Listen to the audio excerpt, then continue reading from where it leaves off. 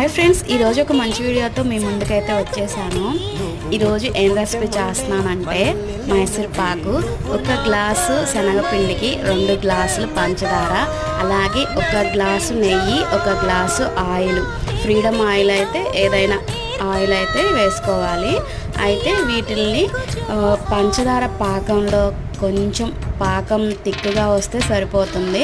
దాంట్లోకి శనగపిండిని ఉండలు లేకుండా అయితే తిప్పేసుకోవాలన్నమాట. ఉండలు కట్టకుండా చక్కగా చూసుకోవాలి.